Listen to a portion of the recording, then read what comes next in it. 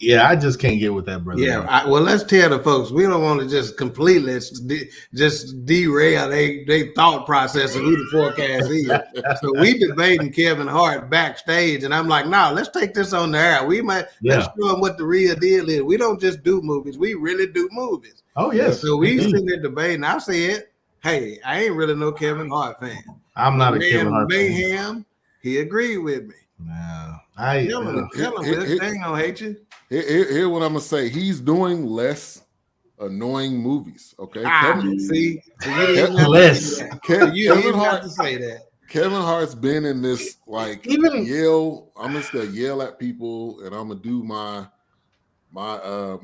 comedy and my yelling basically the entire movie. He's doing less. He's doing less yelling and more acting in these recent movies. I feel like even when Cat Williams kind of went crazy or had his little fallout, that's when Kevin Hart kind of swooped in. It was like it wasn't really anybody else happening, but it was like I couldn't get with that dude, man. What's wrong with it? Are you saying Kevin Hart's a safe Negro? Oh,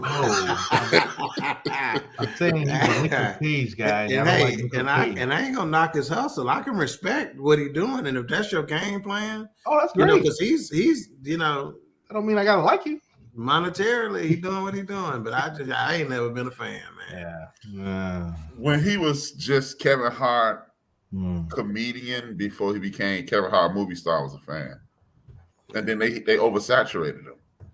Yeah. All right, Ben. Start the show, man.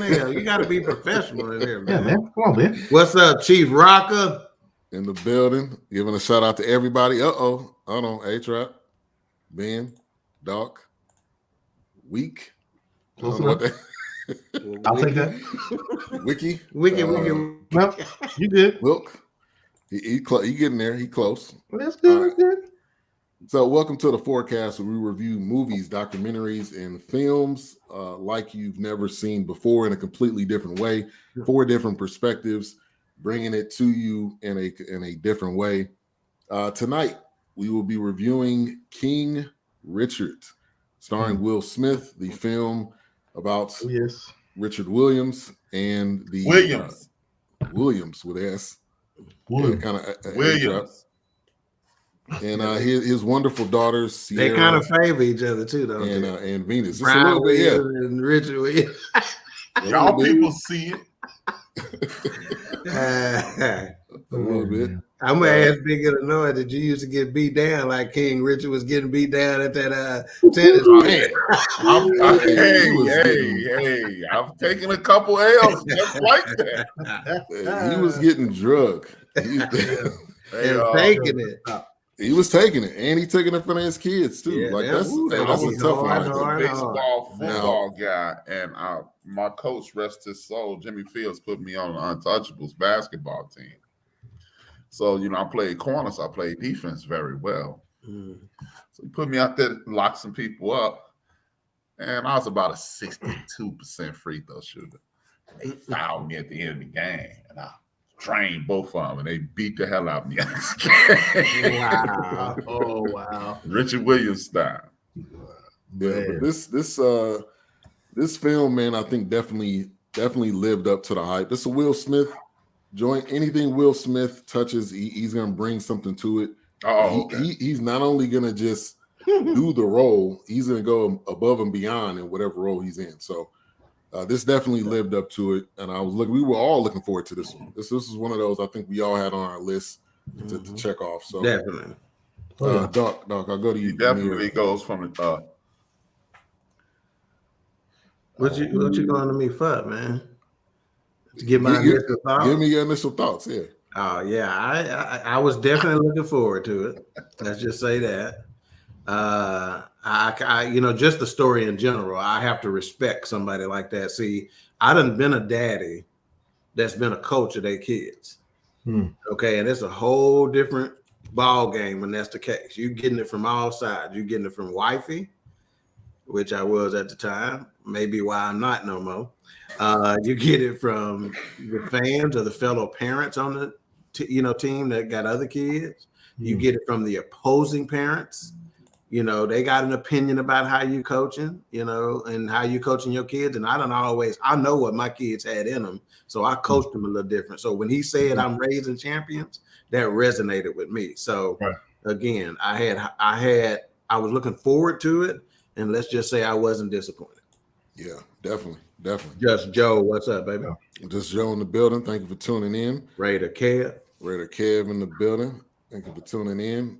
We're not gonna talk about y'all too much, okay? I'm not gonna talk about Raiders. I'm just gonna call you Kev. I'm gonna take the Raiders. Hey! I'll call him Raider. When you say Kev, I'll say Raider. It's a comment from Chief A-Trap. I hope that you wasn't like Jungle on the corner. I don't know what that was about. You want to respond to that, A-Trap? I think they told a story about Jungle getting jacked up once. Oh, okay. All right. Give me your initial thoughts, A-Trap. I mean, I thought it was an excellent. Okay, you know, y'all gonna be shocked at my rating, but I thought this was an excellent script. I thought it was an excellent job by Will Smith. I thought it was excellent. Everything that's done perfectly. I mean, I love everything about it. And when y'all see my rating, y'all gonna be Denny's. Okay. But to comment on what Doc said, that's one of my regrets that I didn't coach because my daughter, she has my competitive nature. She has my fire. My son don't give a beep about sports. So, and he was great at baseball. And if I would have been on the coaching staff, he probably would have stayed. But after a while, it put like this, y'all, and this is not a dad talking. This is just somebody who's watching a little boy play. He was like, "This is too easy, Dad. You mind if I quit?" I was like, "You know, having fun." Yeah. He's like, "No," and I was a fanatic at that time, and I didn't want to be that guy. I ain't want to be that dad. No, stay. Yeah. But I'm telling you, even this is how good my son was at baseball. He stopped about 7th grade to 12. So he had to stop around 5th grade. Like I'm not having fun. 5th grade, you are 10, 11 years old. You know, 5th, 6th grade, you're 10, 11 years old. He was 11 because his birthday. And freshman year of high school, and this show you how aloof when it comes to sports my son was.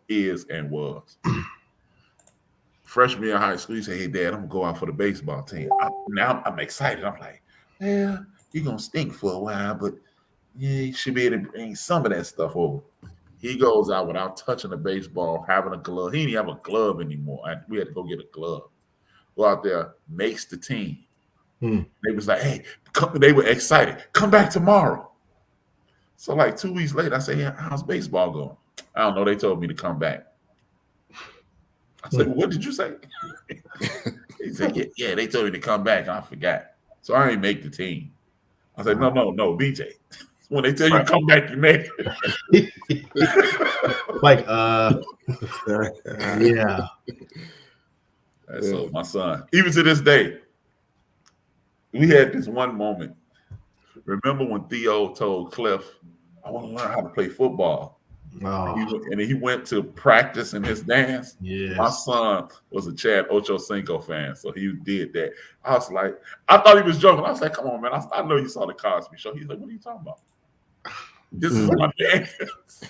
And again, we go out. He makes the football team. First play of his career, he strip sacks the quarterback, jumps up and blocks for the dude to score the touchdown. And quit that too. Wow. Yeah, I'm bored. Shout out to BJ. after all that. Yeah. Oh my God. Shout out to you, son. You know what? Thanks, BJ. Crack a cold one. Yeah. Crack a cold one for you, son. For that one. All right, Wilkes. No, kind of to piggyback off what Doc was saying. I mean, you know, when you use that, I think when you use that term raising a champion, especially in the Black community, I think that is a way of saying, I've got something that I'm on to that I need to show the world that you're going to respect us. Like, it's not just now underlining it. Maybe, you know what, I messed up. And yes, some of me is in there. I'm trying to coach. But I'm also trying to show you that you can be respected, you can be dignified, and you can also represent a culture that most people get misunderstood. So I think when you say things like I'm raising a champion, especially in the Black community, it's so significant. It resonates differently. It's like you don't have to be the product of your community, but you also don't have to forget your community. Yeah, that's right. I think it's just that goes very far, and I liked how I kind of felt the emphasis on that. Like he was trying to put them, because even when he said, "I was never respected, but the world's going to respect y'all." Right. So I think it's really significant. I think it was big. I enjoyed it. I watched it twice, so I thought it was pretty good. Definitely. All right, let's get to a couple of comments and shout outs. Chief says, Will and the lady who played the mother did a great job. They definitely did. That's one regret, says Kev. That's one regret I have as a father. I was never able to coach my boys. I had a lot to offer, but just never evolved. Shout out to Mo Cheese. Thank you for tuning in. Make sure to check out his show tomorrow, I believe at 10 a.m. on X Squad. Raider Kev, make sure to follow his channel. Teef Rocka, I don't know if he's doing his regular Monday show these days, but you can definitely check him out. He'll be on Built for This network. Get well soon, Chief. Okay. All right, so yeah, this was I think that initial first line when he was like, I'm in the champion raising business. Right. Man, that to me kind of brought chills up my spine, because that's every parent, I would say, wants to build a champion. And I think in the Black community it's even more, just because what our parents grew up and they didn't want the same for us.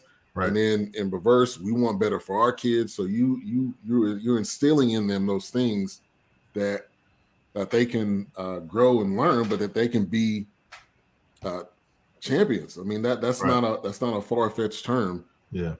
And I think we hear that all the time. So to me, that was a great opening line. And then you got the nosy neighbor, but the neighbor was a straight hater. Why you gotta have haters? And then you see what I'm doing. Right. Don't worry about what I'm doing. Just watch. If you got a problem with it, if you see me doing any particular harm, then that's different. Right. Yeah. But I'm not harming my kids. I'm instilling greatness in them. You said besides your daughter. Right. That's the line of the movie. That's the line of the movie. What corner your daughter working on this week? Right. Is your daughter Snooty Fox? Right. Hey, if that one don't make you shut up, I don't know. Man. I don't know what will. She already know what's going on. Yeah. So wow. My dad was one of those that was extremely vocal and instrumental. When I was playing sports, he didn't necessarily coach, but we practiced. He did whatever he could to make sure I was prepared and ready. That's I really had a connection to this. But did y'all know that Venus and Serena had 3 other siblings? Mm-hmm. I had to look that up. I did not know.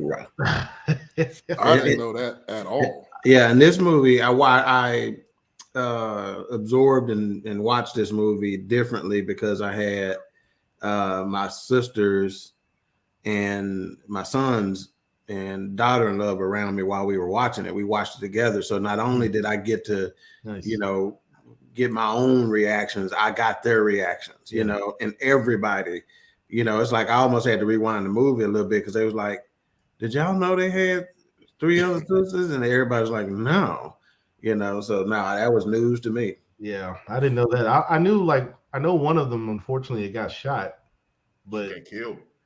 I had to look up. I had to look up the other. I don't even hear anything else about them. The valedictorian. Oh, that older Tunde. I know Tanya, she's dead. Yeah, she got killed. Oh man. Yeah, I did not know that. I was wondering because my wife mentioned that. I was like, nah, I didn't hear about that, and I thought they would have put it in the movie, but Well, and the only reason I kind of remember that too, because of course it was a big deal. Like I don't think they ever found out who did it. I don't know, but then of course, and of course the game. I think he like in one of his songs he mentions that about the Serena Williams sister. But yeah, I was like, but I didn't know about the other ones. I had to look that up. I didn't know that. The reason I remember this around my senior year in high school is when Boris Becker took off. And you remember, Doc, at one point Jimmy Connors and Matt, they owned tennis. Yes, sir. And again, I was an insane sports nut. You can put on damn pop lockers on TV and I'm like, who's gonna win? I was watching. So that's when I got into tennis. So that carried me right into Serena and Venus, because then whether we want to admit it or not, we had this exact same racial divide 35 years ago, and you just rooted for the dark person.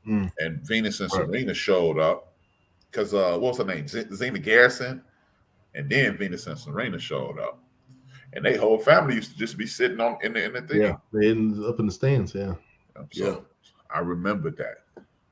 That there, man, them training with their dad, man, I just felt like it was amazing because it's not like he played tennis. It's not as if he played tennis back in the day. He was watching movies or tapes. He was reading books. I mean, to me, that speaks like he wanted the absolute best for his kids, and he was willing to do whatever it took, and he was going to push them. But the neighbor across the street, Wilkes, you want to talk? I don't, like you said, it's always your own kind, right? I mean, like you said, what harm was he doing? I mean, he was probably driving them a little bit, but who didn't need a little driving? But the neighbor, she was just too much sometimes. It's kind of like, what are you trying to get them involved in? Because your daughter's also involved in something. What are you doing? Like, you trying to like deter them from, hey, he trying to make them successful. I can't have that. I can't stand up for that. It's like, or do you have a hidden agenda? I mean, I don't know why she was. I wonder if they ever, ever mentioned her, like if they ever remember that neighbor or, but it's just like, really, this is what you're doing? Then you go call the cops? Like, what are you doing? Like, I don't know. It's crazy. That neighbor was, I don't know. She was too much. Yeah. And it was really like misery loves company, I think is what right. Or she was trying to replace her daughters with those girls or something. Like, whatever the agenda was there, it was just really crazy. It's like, I told you to stay over here. You don't worry about what my kids doing. Yeah, really. Leave my kids out of whatever you got. Whatever you got going on. Right. Whatever going on over at your house, leave my kids out of that situation. Right. Yeah. Yeah. Let's get to some comments here. Chief was talking about his son had a chance to play at Florida State. Did not get his grades in senior year. Could not play, so he took back the offer. Then talking about, I knew about the oldest girl, not the other two. And I remember Game said it at the end of one of his songs. That's the only sibling I knew about. Yeah, I didn't know that was that many siblings. I love the dynamic of the parents. They both had same goals for the kids. Perhaps not always on the same page, but definitely had the same goals. That's a great point, because sometimes you may not be on the same page with your spouse, but if you guys both know the potential of your kids, you're willing to work together, which I'm assuming they were married. I don't know if they were actually married or not. Yeah, they were married. They got a divorce a few years back. Yeah, he's been married 3 times. 3 times. That's what I thought. He's been married 3 times. Yeah. He was a Jehovah's Witness, so he was married. Oh, wow. No. Ain't no shacking with them. Right. Yeah. I did hear Jehovah in there, so yeah. Oh, and then I knew about that. They were Jehovah's Witnesses. Yeah. I did not know that either. About witness, so he wasn't shacking. Her daughter was a dope head.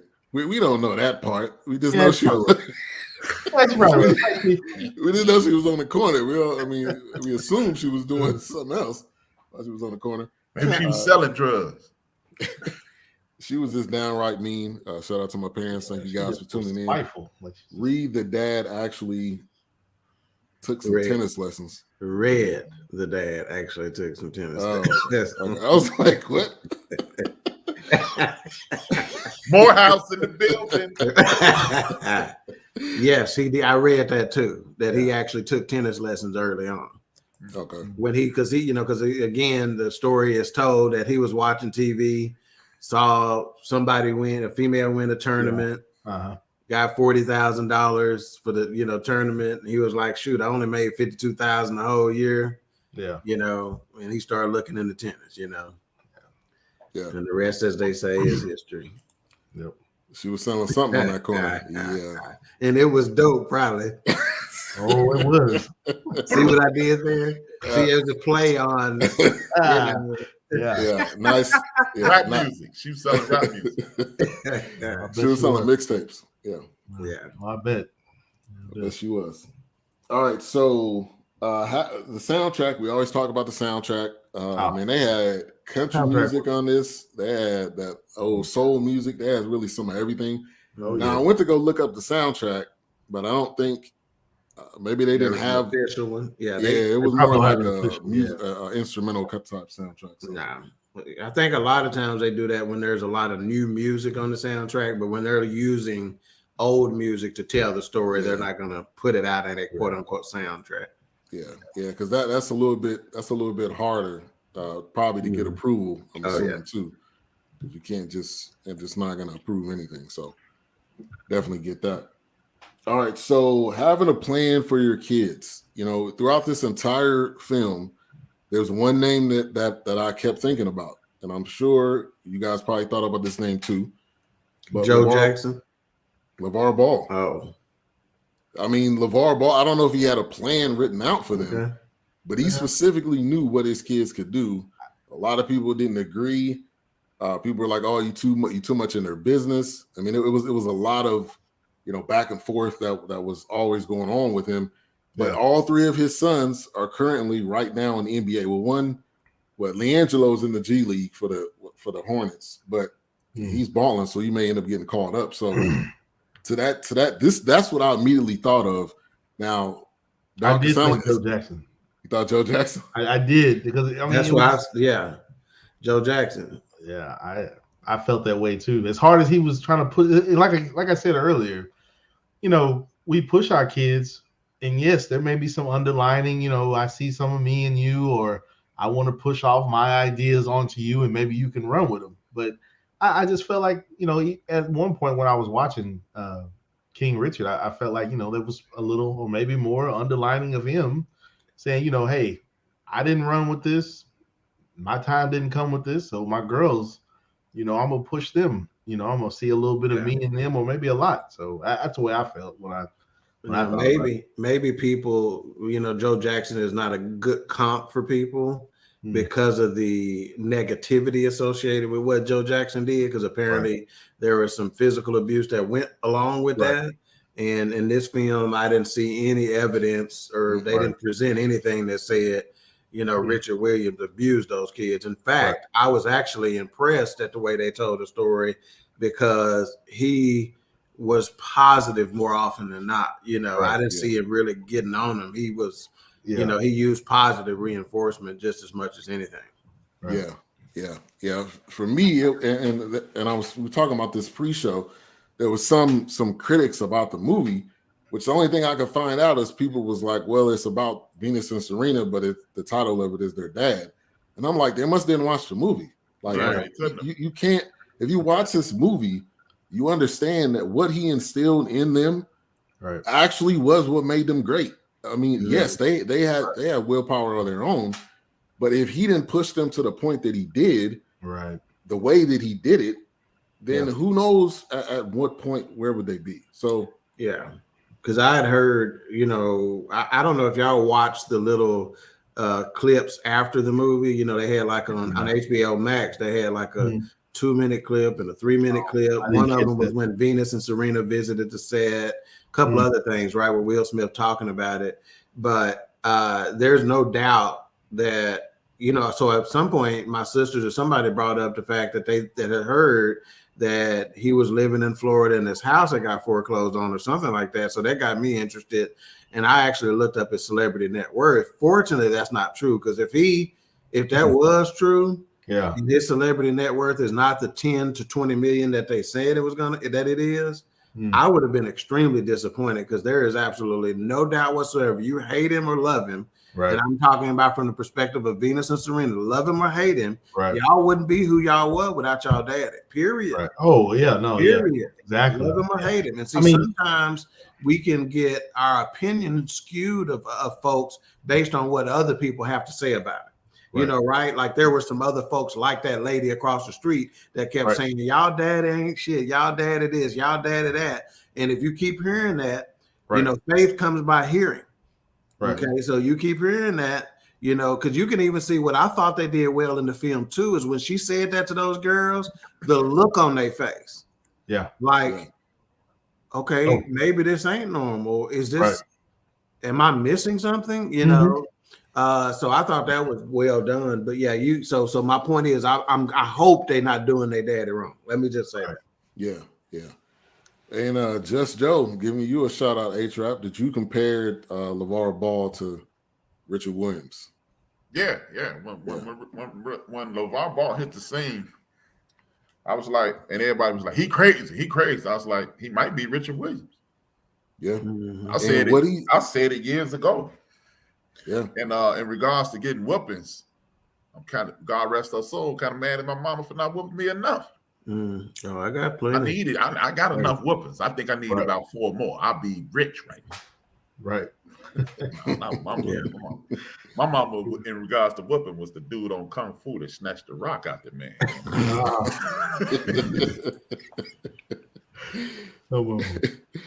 Rucker.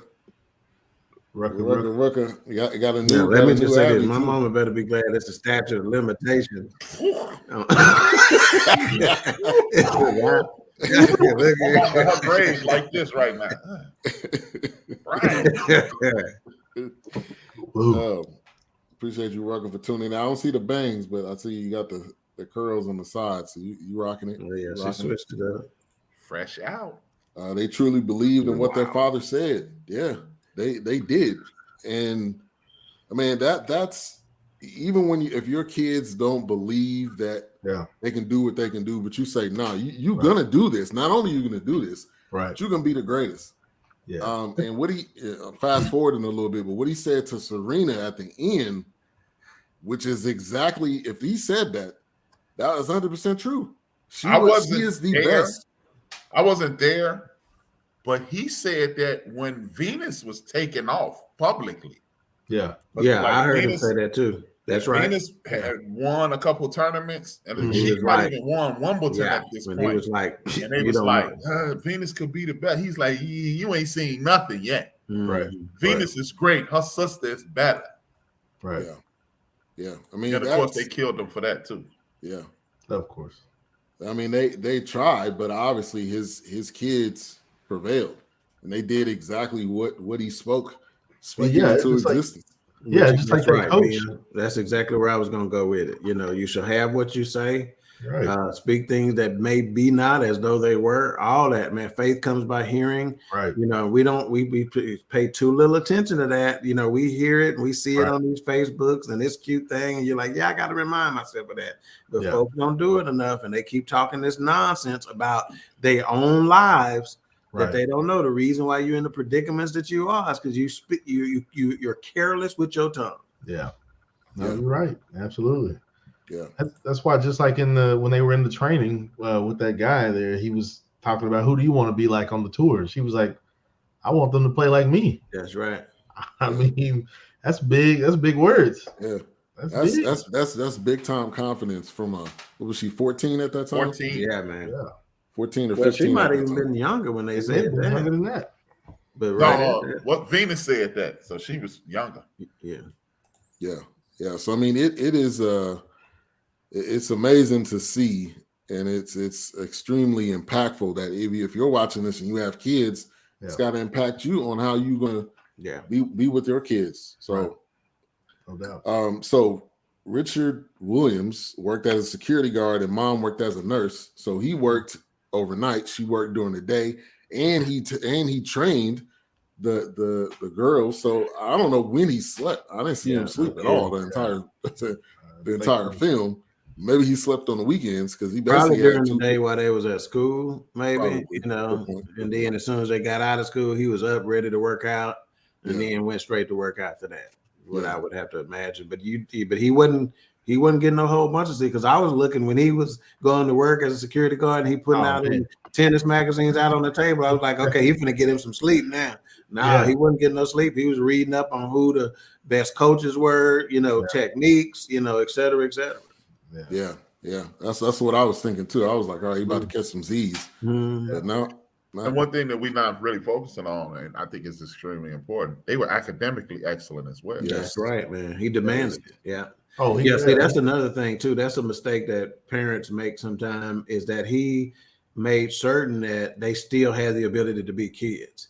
Even when they were considered prodigies and they were already in Florida or getting ready to go to Florida, or even when they were there, he's like, no, I still need them to be kids. And the coaches were looking at him like, what are you talking about? You forget them being kids. They ain't kids. Hell, they tennis prodigies. They gold mines. Yeah, kids. That's out the window. Right. You know, and so that's the difference right there between a Joe Jackson and a Richard Williams. Joe Jackson wasn't concerned about them Michael Jackson having no childhood, right? Which was evident based on his late in life, where he still tried to be a kid. But Richard Williams, one of the Jackson boys did get drafted by the White Sox. Really? Really? Which one? Tito? Mike brother. Randy? Mike brother. Jermaine? It definitely wasn't Jermaine. Well, wasn't Jermaine. Jermaine was busy sleeping with Randy White. Had too much product in his hair. They couldn't wear the baseball cap. I think he would be stuck to his head.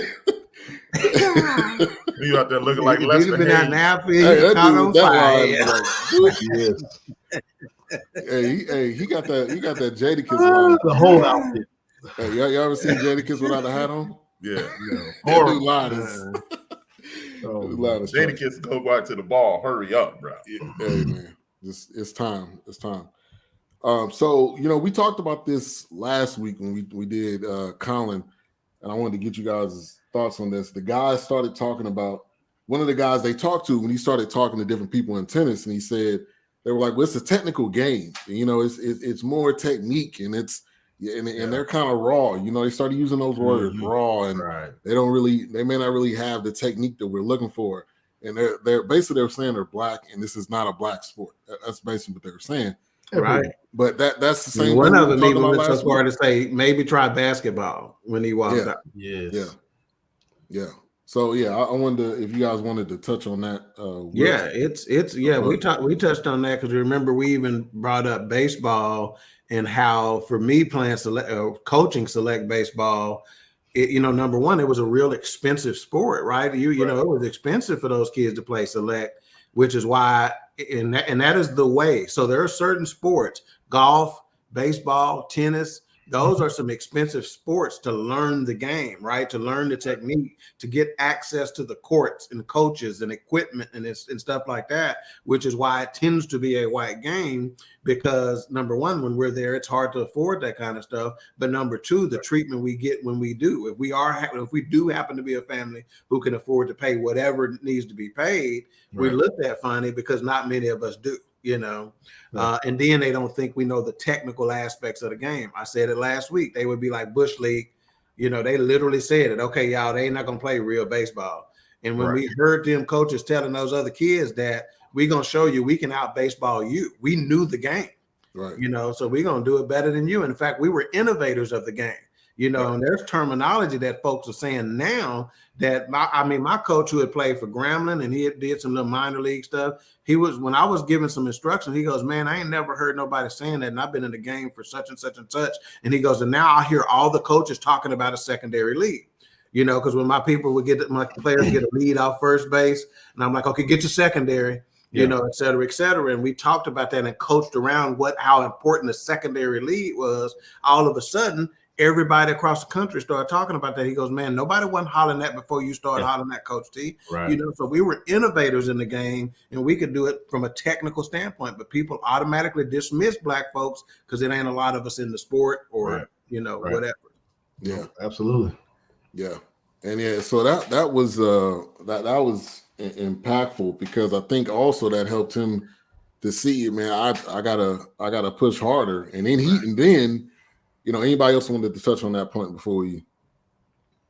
And then he started going to actual coaches. I mean, and that's when he found going a little bit ahead, but that's when he found the guy that was Pete Sampras's coach. Because I don't know if y'all thought about this, but when he said Pete, I was like, all right, that's got to be Pete Sampras. Yeah. And like, what other Pete would it be? I mean, it was obvious that's who that was. Yeah. Yeah. And then he ended up saying his name, but basically that was a great scene, because they're telling you that Pete Sampras and John McEnroe had the same coach, which was that dude, and they would play against each other, and they were fortunate enough to come out there while that's taking place, especially considering that John McEnroe and Serena Williams are in a commercial together.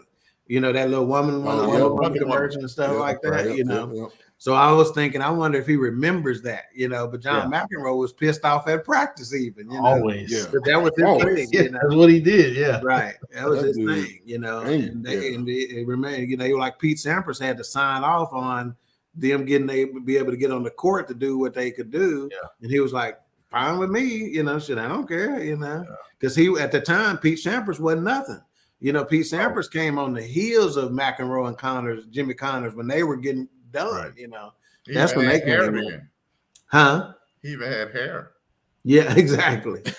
Exactly. And I thought it was super cool that they mentioned remember when they were coaching, when he was coaching them in Florida, he talked about the Roddick kid, and they and he's good, and he's got this. He goes, but he's got a little brother that's going to be bomb. And that was Andy Roddick. Roddick, And so I'm like, that was all dope there, man. Yeah, I agree with that. I love that they use actual names. It wasn't fictional. You could look those people up. You can see Venus answering and taking pictures with these people too. So, man, I thought that was a great touch, because I didn't want them to use fictitious names. Use the real names so we can see who the people are. Raider Kev, I think he didn't want to go. He didn't want to go to jail. That's why. But you remember that moment when he brought the gun, like he was about to handle some business with the cat that kept saying, he's kept trying to talk to Sunday, but he somebody else took care of that. No, when they said they were gonna come back and run a train on it, he slapped his ass with that tennis racket. Man. So to a certain extent, you got to look at it. Maybe it's part of his religion situation or whatever. It may have been a number of reasons why he didn't quote unquote want to fight back. Yeah. And hell, just because he worked security didn't mean he knew how to fight. Hell, that doesn't mean he knew how to. Now they did show that he carried a gun during this security deal, but he had more to lose. And I think that was probably that illustration. I'm gonna take this because I got a lot to lose. Yeah. Was it just me who thought the gangbanger who was protecting him at the end killed the old boy? Killed who? The gangbanger who beat up Richard, because a gang member rode past and shot old boy in a drive-by. Maybe. And then later on, another gangbanger shows up. You cool, sir? We see what you doing. And you cool? And anytime somebody bothered Richard, that gangbanger showed, or anybody out of the ordinary was around Richard, that same gangbanger drove up and said, "Hey, white boy, what you doing over here?" Yeah. Now like, maybe you cool. Maybe. I'm gonna have to go back and watch. Part. So the one that got shot was the one that was giving him problems. Mm-hmm. Okay. Yeah. They was standing in front of the corner store, and somebody drove past and laid him down. Okay. The next time they went back to the court, that dude in that Grand National pulled up and said, "Yo, we see what you doing. Right. Keep it up." Mm-hmm. And anytime somebody got close to Richard, he showed up. That was to me, that's more of a typical response to gang members when they see somebody working with their kids or in athletics and stuff like that. They generally not giving them no hard time like that. That first dude was, so I was surprised by that. And it was good to see that, because I actually heard, like in the early goings, I've heard that where they said like the gang members in the neighborhood, they knew the Williams, like they were like just pretty much protecting them. And I think there was one point I heard where they said like they were trying to hang out, but they were like, no, we see what you're doing. Like, you don't need to be around this. Your dad's trying to get y'all, into something and stuff like that. So I've heard that story before. So it was pretty neat to see that and how that. And if you think of all the movies and true stories and all that stuff we've seen and heard over the years, that is a recurring theme that gang members don't go there. There's a code of conduct that they have, and they not, it was contrary to popular belief. They're not trying to get everybody in that life. They know some people are destined for other things, and they let them do that. And they push them to that. In some cases, they insist upon the fact that no, you destined for other things. You got to go do it. Right. Yeah, and that goes to Derrick Rose. If y'all seen anything about Derrick Rose, he had, his brothers supported him, but there was also the gang members that was like, "Hey, we see what you're doing. Nah, you don't want this life. You stay over here. We can help support you." And that I've heard more of those stories than what happened in this film. Right. So, it's certain, can't say any names, but there's certain people that's still in the streets today that if they saw you playing ball, they showed up with crate of shoes. Right. Yeah. Mm-hmm. Yeah. Well, you're right. Absolutely. They're gonna burn your feet up, but they still should. Like you smoking. Oh no. They bottle. Like, okay, I can say this game, one of the best basketball players that you guys never heard of from Chicago is his young brother named Michael Herman. And it was this dude, I can't say his name, but this one dude gave him a Mercedes. Wow. And when Isaiah Thomas pulled some strings and got him, he was so good, Isaiah Thomas pulled strings and got him to Indiana. And they said, if you can stay here for 2 years, you can go pro and you good. He was unable to do it. Mike was great. Why Chef Fine is Wine acting like we ain't heard of him before? Talking about, what's up, brothers? Brian brought me here. We've been, what you talking? He must be on some of that wine tonight. We know who you is, man. We know you can throw down. We might have to get a Chef Finer's Wine and Wilkes get together one day, whip something up. Yeah, man. Whip something up for BSC Network or something like that. That would be. Yeah, he throws down, man. Yeah. I'll watch some of the videos, so I definitely see it. So, like, I had in my notes, like somebody else mentioned, Richard believed in his kids. I mean, he just flat out did, and that, to me, that's normal. Like, it would be weird for me if you didn't believe in your kids, because you brought them into this world. Why wouldn't you believe in them? Hey, if you don't believe in your kids, you don't believe in you. Simple as that. Because they're and being hard on your kids is not a bad thing. That's not a bad thing. Say it again, bro. Say that again. Not. Being hard on your kids is not a bad thing, because he did it. And you see the outcome, but also you see the person that they are. You don't see Venus or Serena in any headlines, anything of them doing anything scandalous. You don't see them, because that what was instilled in them as kids. And it was one part along when they won this tournament. What was that? Venus won the tournament. They were all excited and bragging. Yeah, he was like, "That's it." Yeah, it was like, "That's it. Once you win, it's over with. Now get out the car." Right. And she was like, you better go back and get my you better go back and get my girls."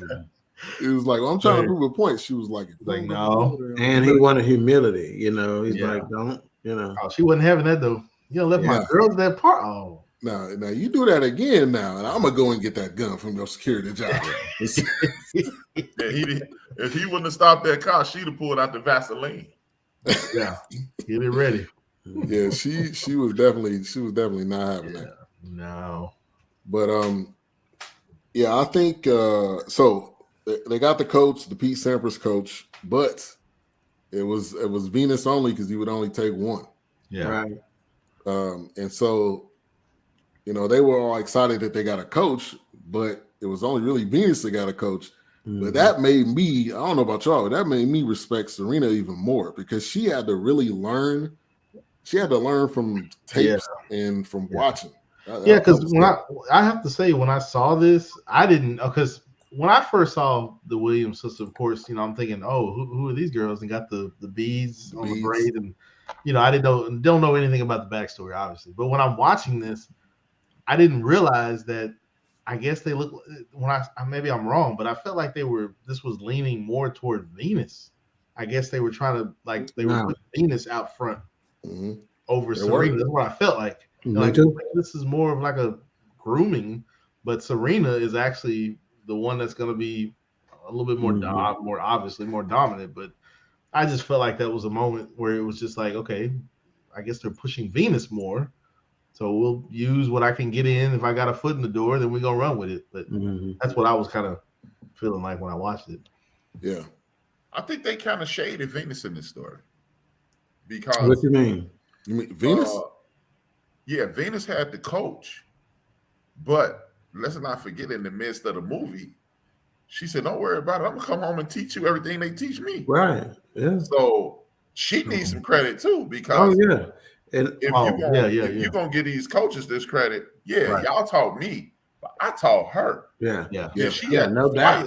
But she still had to listen. And Richard was taping these coaching sessions to do the same. But I'm sure if you talk to Serena right now and asked her what are some of the secrets of your success, she would name Venus. In all my coaching, anytime there were siblings that played, that younger sibling was a killer. See, that older kid has always been more technically sound, but they were always Mr. Nice Guy or Mr. Nice Girl. That second one, they wasn't scared of nothing, because they had that older sibling go show the way that, hey, this ain't gonna get you hurt. This is safe. And so once they knew that, they didn't have to worry about the safety aspect of it. They could just go focus on being the killer that they were. The older kid was still trying to figure their way. Is this safe? Nobody came before me to do this. So I got to figure it out for our family or for our, whatever, if this is good. So it's commonplace that the younger kid kill. Oh, definitely. Yeah. And she just watched in waiting, and she was practicing. The mom was practicing with her. But A-Trap, to your point, they didn't really give Venus a lot of credit, but we know that obviously that's where she got a lot of that from. So the Pete Sampras coach also played the president in Scandal. Anybody that connection? That's the only thing I know that guy from. Yeah, he did. That's the first thing my sister said. Oh, that go to Scandal guy. Oh, never watched a single episode. Never watched it. Yeah. I don't know what you're missing. Got me. Never watched. That's one of those that you could probably binge watch. I don't know what it's on, but you can definitely binge watch that one. Get the free account. Look at that.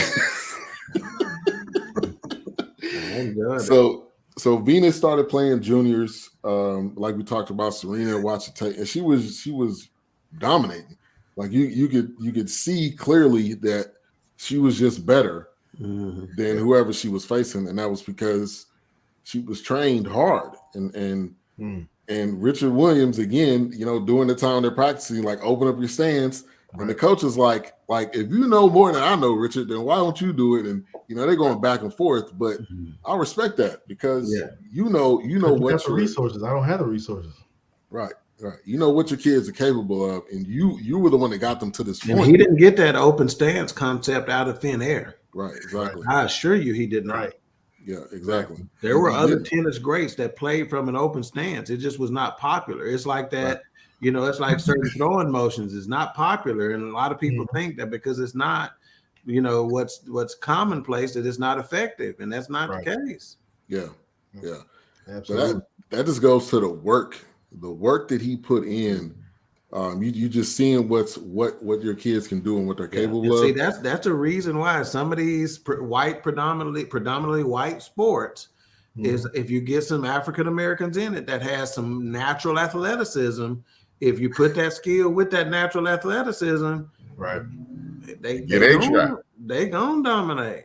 You're right. Definitely. And then when you see a lot of these tennis greats, a lot of them really aren't from the U.S. Most of them are from around the world. Pretty much people that had to grind to get to where they got. Yeah, it wasn't given to them, on a silver platter. So yeah, see, tennis, not only could they get to the shots that a lot of people couldn't get to, but now when I got there, not only could I get there, I can do something with it when I get there. Right, exactly.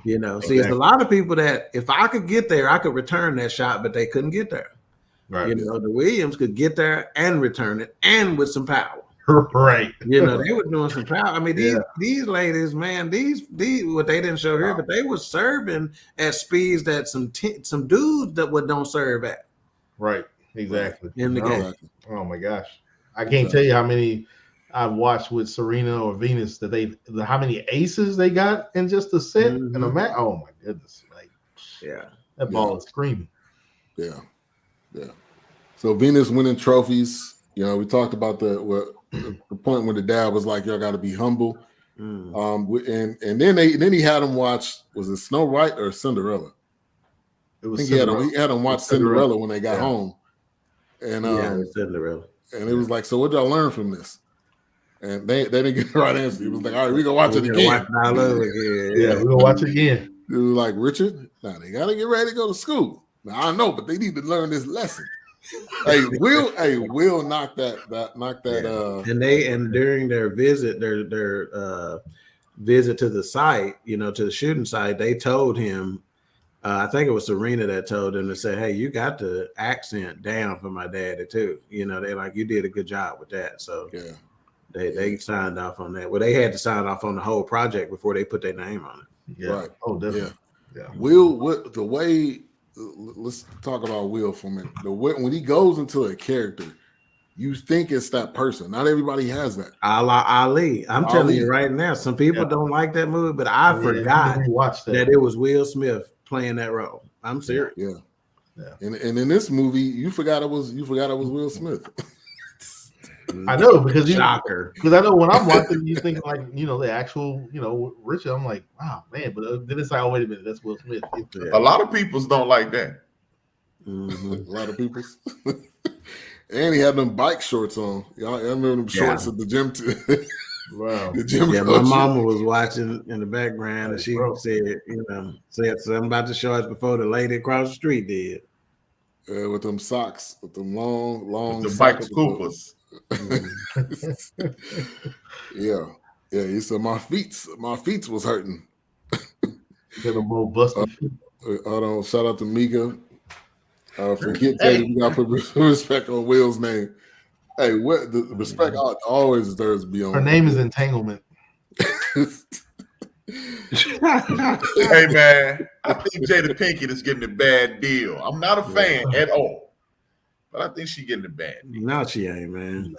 I'm talking about on this one thing in particular, because that's commonplace. You married 20-some years, and it's hard to keep the flame going. No, I'm not tripping about that. No, I'm saying, but that's why she's getting dragged. That's why where she lost me at is when she knew this kid. What's his name? She became a child molester. Yeah, August Alstina, whatever. He's going through these issues, and we're helping him through these issues, and all of a sudden that they end up in the bedroom. Right. Let's just keep it real. Molestation. She was helping him, all right. Yeah, she was helping him release some stress. Child molester. Shout out to the baby queen, Alicia. Thank you for tuning in. Will is a beast. He embodies his character every time. I don't think there's one time when I said Will didn't do a good enough job. Now he's been in movies that weren't good movies, but Will did his part. And he did Gemini Man, where he played two characters, one old and one young. That wasn't. Don't bring that up no more. I heard that movie was terrible. I haven't watched that movie. Everybody says it's terrible. Boy, it's not the greatest of movies, but the dude had to play two characters. Will, don't go with what people say. See, remember, if we'd have went with what people say, how much they were crushing the harder they fall too. Oh yeah. Right. So folks didn't have nothing nice to say about that. So I always go see for myself, and I can be entertained by movies that may not have the best acting in it, or the best script, or the best whatever. Do I need to say my choice? But see, I like espionage, assassin kind. I like those kind of movies. Yeah, so it might be okay to me. I didn't have a problem with it. I'm not gonna go back and watch it again, but I would. Right. Yeah, I didn't get up saying I wasted 2 hours of my life. Yeah, it's not one of those where you go watch it again. You go watch it that one time. I was with the females that I said I wasted 2 hours of my life, but not that movie. Right. true. No comment. Just leave and go to the next one. I gotta go. Yeah. Go home, go to sleep. Nope. Well, since we recommended movies, Pootie Tang. Bye, Here we man. go. See, that's another. See, Here we go. I ain't gonna say that. Pootie. Yeah. All I gotta say. He's doing all this when we talk about Will Smith bad movies, Right. but he gonna bring up Pootie Tang. Sarate. Here we go. Sarate. That's all I gotta say. I'm gonna grind your pity to the running kind all the way down. Wow. Hey, that neighbor, I was waiting for the neighbor to get checked. You know, see, Richard couldn't really get in the lady's face, or else she probably end up calling the police or something. Oh yeah. No, that was the 80s. They wouldn't have called the police then. No, probably not. Not in Compton. Not in But the mama got over there and said, you know, went and got kind of heart to heart, like, you know what I'm trying to do, right? Mm-hmm. Yeah. Don't make me come over here again. Then she went to the mama. Don't make me come up to the school again. There's gonna be some problems. Right. There's gonna be some furniture moving around this. Yeah, she understood it clearly. Yeah. One more again. Right. One more time. You fellas can always watch. Oh my God. Crossover. Hey, tell you what, I'll never bring up Pootie Tang again if he promised never bring that up again. Crossover. That movie is garbage truck juice. Wow. And I used to say trash juice. That's pretty serious. Yeah, garbage truck juice is worse. Yeah. Yeah, mama gave her that mama check, so she knew. Yes. She definitely knew what time it was. She wasn't doing, because then they called the CPS on them, and like he's like, okay, and then what he said spell Constitution. Oh yeah, something like, he was like, well, if you're here for the kids, then let me have them spell some stuff for you then. Now, I don't know if that really helped the situation. He was like, yeah, we hard on him. Yeah, and I bet you ain't gonna say neither one of them got caught up in no drugs and no gang banging in the street stuff. You people's getting on my nerve. I'm gonna start saying people's. Yeah, you start saying people. No. That's a wrap. That's a wrap. You're gonna say the Negro spirituals. That's it. So Venus won 17 titles in 1 year. This was in juniors, and she was just beasting and beating everybody. And then I think it was short after that, correct me if I'm wrong, the mom was like, okay, she's doing all this, but we got to like take it up a notch. Or was that before he got the Pete Sampras coach? Remember they kind of had this talk. I think it was after the Pete Sampras coach. No, that was before, because remember they was on the raggedy courts. On the raggedy courts, yeah, that's right. But I thought so when they got the coach, I thought that's when they started going no more raggedy. Wasn't no more raggedy courts then. Well, wait a minute. No, I may be with you, Wilkes. Because I think they were in juniors after the coach got there. They didn't start entering juniors. Yeah, because they didn't have a coach, right? They didn't have a coach. They didn't, but when she said we got to take it up a notch, that was pre-coach. Okay, so it might not have been during those tournaments that she said that. Yeah. Big Illinois always coming in hot. Always coming in hot. Hey, just create an email. It'll work out for you. Don't worry. Man. Jim and I had gunplay in it. Great movie. That may be something we may have to. I'll have to check it out. No, we're not. I'm telling you right now. We're not going to review it. It's not review worthy. Probably not. We're not going to review it. I'm just saying don't shit on it. I Am Legend before we review that. Yeah, and I didn't have a problem with that. Which I didn't mind. I mean, he was the only person. It was a person, a dog. Any movie that's got German Shepherds in it, I'm down. A plus. Right on. All right, so that was that tournament where Serena signed up. Now, because she wasn't a parent, because her mom said she had nothing to do with it. Did y'all think I think, yeah. I think the mom had something to do with it because she couldn't have signed up on her own. Yeah, because she did. Yeah. She did not answer the question when he asked her. She just kind of looked funny. Right. So, but she, so she knew something. Yeah. Right. How involved she was, I don't know, but she knew something. I mean, easily Serena could have forged signatures and all that other kind of stuff. Yeah. Mm-hmm. But she was dominating on the other court, and they had to go over there and was like, Because somebody told her. Yeah, Your what daughter's you doing? killing it. Yeah, she's pretty good. No, I'm talking about the young one. What? Yeah. And that goes back to the young one is the killer, man. Because they see, they know, they're tougher. And so scared of nothing. Yeah. And Venus was the first one, obviously, that kind of broke through. But shortly after that, you know, and honestly, to Wilkes, you think you talked about this earlier. I thought they both came up together. That's what I thought. Training and everything. That's what I thought. Yeah. But it was really Venus was kind of the one that got the first opportunity. And then they showed something relatable to the times, which was the Rodney King situation that happened. And did y'all hear what the mom said? He said it's good they got it on tape this time. Oh yeah, and that speaks volumes to today. We said that today. It's good they got it on tape. But that don't always equal. Yeah, that was a clear indication that this happens all the time. You know, right? Yeah.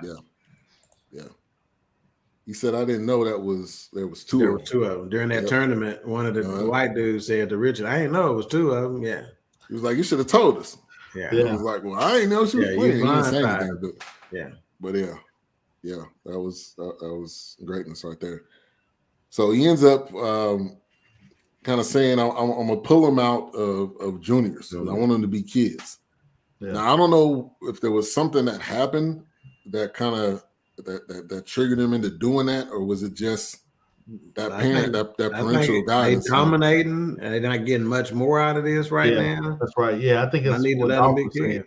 I think they were kind of hitting the plateau, and it was like, okay, we're just getting redundant. Like we're not going anywhere from here, you know.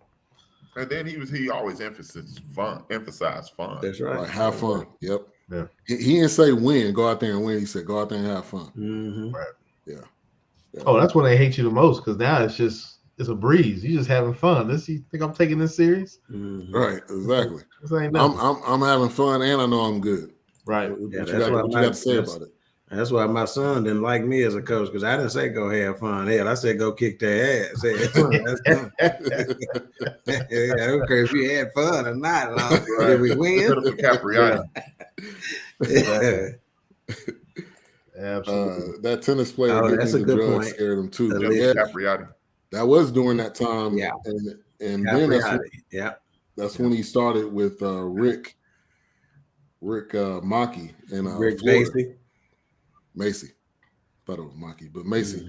Some character that me and Wilkes know from Walking Dead. Walking Dead, which he's great as the Punisher though. But yes, Shane in the AKA Mr. John, I believe it's Bernthal. Yeah, John Bernthal. He's been in some good stuff. He played this role really well. He's another guy that gets into his roles.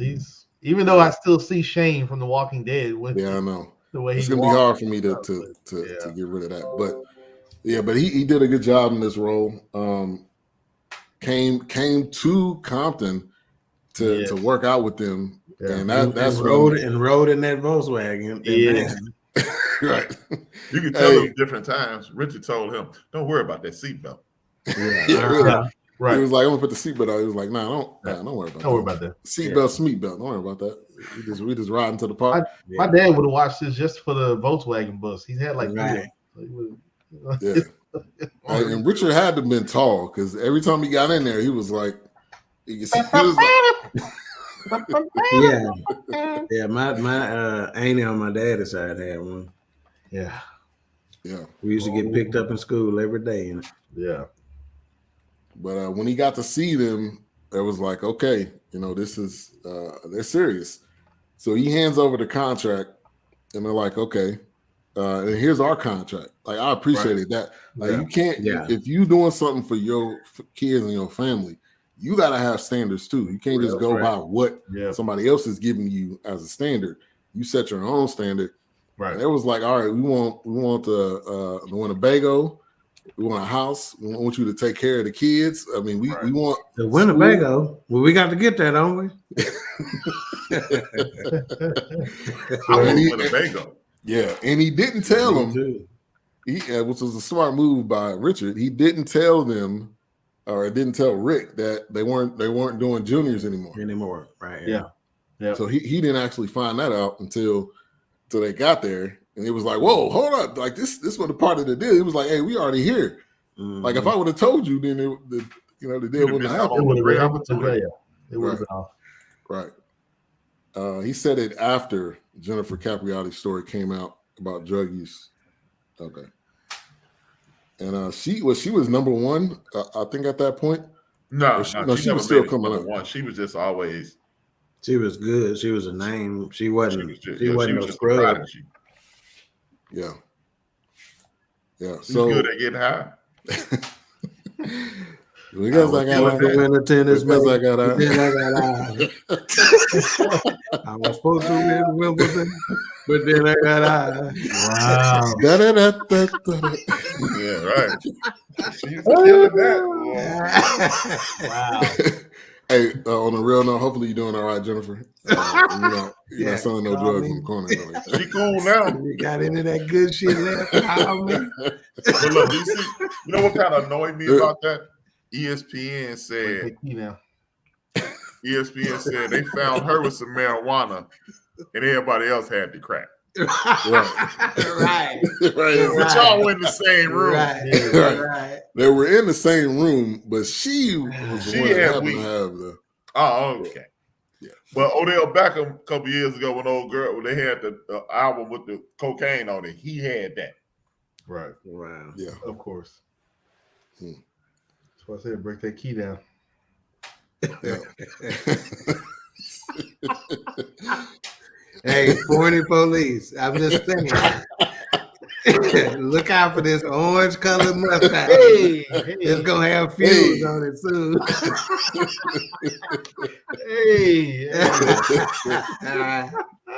Oh boy. Yeah. But the Rick getting with Rick Macy, I think was big time for them. I kind of exposed them to I think better talent. And they weren't doing juniors at all. Like once he brought that up and said that. Yeah, that's another. That's impressive. She entered her first tournament without having playing in juniors for years. At that point, a couple of years. At that point, yeah, only practice.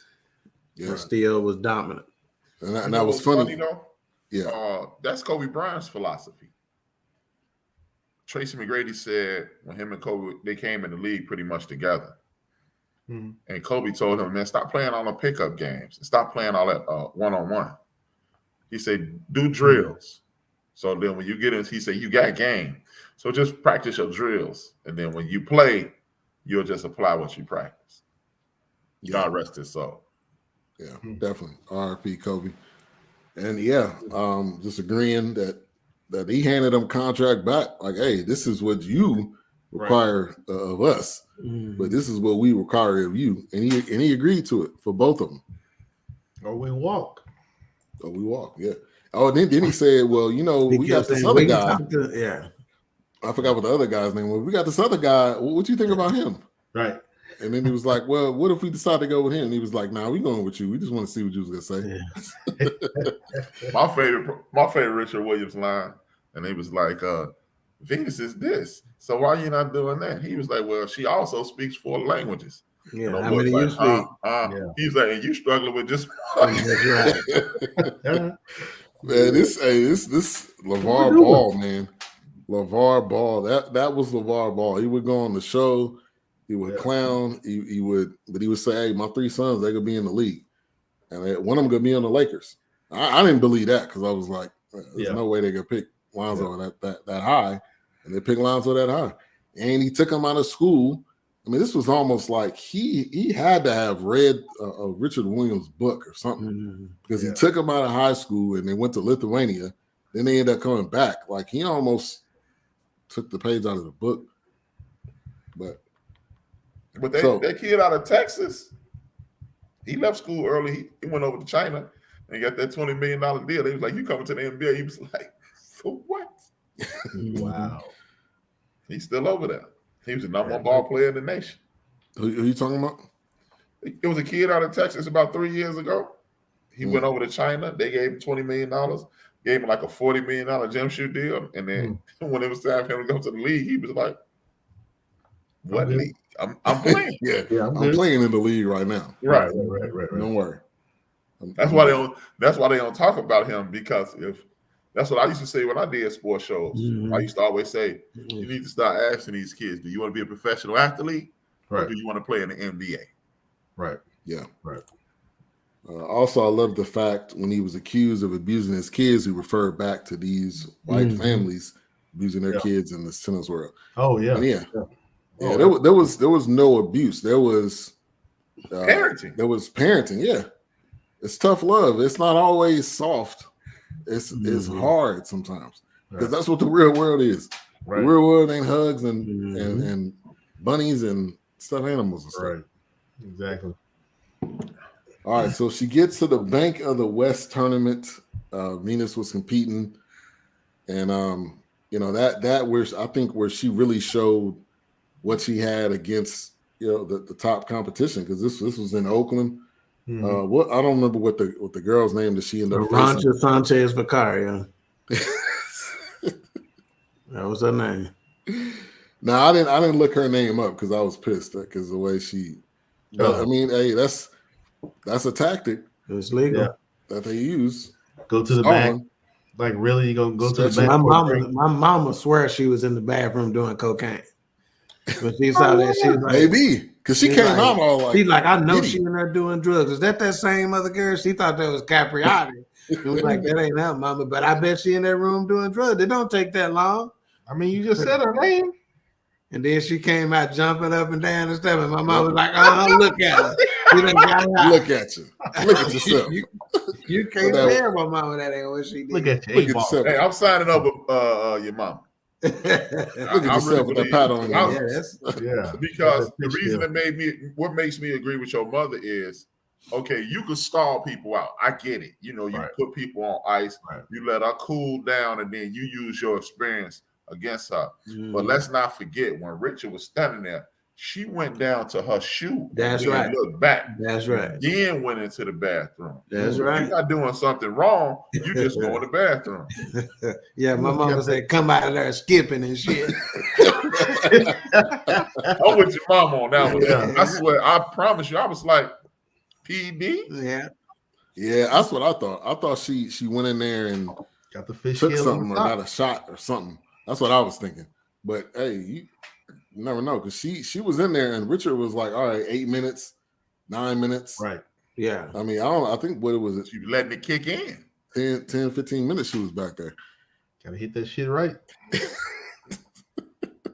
I promise you, I was thinking the same thing your mother was thinking. I see you, Wills. It didn't go unnoticed with me, brother. I appreciate your time. Yeah. I was watching one thing and they didn't even say that. They just handed him a napkin. Wow. And Richard was telling it when she walked out. Yeah. They handed her a napkin? I'm gonna have to go back and watch this again. Or a towel or something. Something. So I had to wipe the powder off.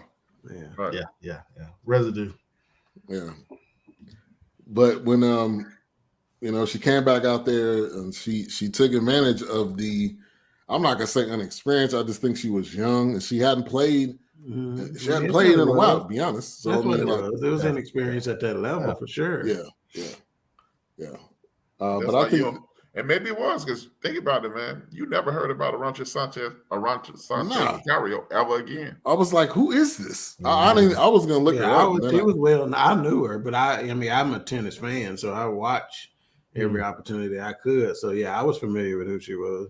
So to clarify, I just like saying her name, Arantxa Sanchez Vicario. It feels good to my mouth when I say Arantxa Sanchez Vicario. Sounds like that lady on Married with Children. What'd you say, Will? Sounds like that news reporter on Married with Children. Right. Hey, Vicario's a great movie though too. You haven't seen that? Yeah, I like that. Yeah, that's 1 and 2. Oh my god, 1 and 2. But they do a third one. I'm definitely gonna watch it. So she ends up losing, but I think the experience that she got, and also the experience that Serena got, because Richard came. That's when he came to her. That was before the match, when she was looking at the court and she was like, Richard was like, "It's kind of hard for you, watching what your sister's doing in this opportunity." And he was like, but I'm gonna tell you, you actually gonna be better. You're gonna be the greatest. And she is the greatest tennis player of all time. They hate it, but they hate it. They hate it, yeah. Even without winning this, I know she's trying to get that last Grand Slam. Yeah, even folks like Chris Everett Lloyd, who was one of the baddest American tennis players of all time. She even said Serena is the best tennis player that had ever graced the courts. They don't want to give her the credit, but it's on. Yeah. If Chris Everett said, it don't matter. It ain't very many that's as highly respected as Chris Everett Lloyd in the tennis game. And Chris Everett Lloyd, she's a straight shooter, and she's like, hey, that's just what it is. Max said it about 5 years ago. Who? John McEnroe. Oh, okay. There you go.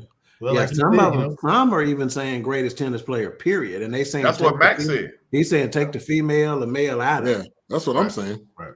Yeah, they use that tactic today. Yeah, I mean, I don't watch enough tennis to say that I've seen it, but I'm sure. I mean, that if you want to cool down your opponent, I'd love to see what Arthur Ashe would have had to say about them if he would have lived. Because I mean, he was a beast too. But and if she started doing like these dudes doing, I can't think his name. He's supposed to be the greatest male player, and only play when he in the slams. She'll break that record. Yeah. Oh, you talking about Djokovic or Nadal? Nadal is beast too, but it's probably Djokovic. Yeah, Nadal is on clay. That's his. Yeah, I think that's his strong suit. But So at the end of one thing I did want to point out is during the match, if y'all notice, Richard didn't really. He would always be kind of far off. Now I don't know if he was doing that just because he didn't want to be coaching them on the sideline or what. But during this match, once he kind of realized like, okay, she's being kind of taken advantage of, or she's losing, he kind of came and sat down, which I thought that was that was a show of support. That was a show. That was a big move, man. Yeah, because before when they were talking on the tennis court, because he didn't want her to go pro. So kind of before that, they were talking. He was like, I don't want to leave you. And so that, I think that went back to that moment. Like he was like, okay, it's time for me to sit here so she can see me and still, make it through the rest of this match. Only thing I ain't like is Richard Williams used to be a court jester at those matches. He used to hold up signs and be dancing. I thought they would add that in. Yeah. One of the best scenes. That's when the father came out of him. Yeah. And with Wilkes mentioning, or I think he mentioned Arthur Ashe, he would wonder what he would have thought about him. Well, I got a bigger one for you, and that's Althea Gibson. Althea Gibson is the first African American to win a Grand Slam title in 1956. She won the French Open. So that's big too. That's who I'd like to hear. What she thought about him. And she not only did tennis, she also played golf as well. Yeah. And back in 56. Oh.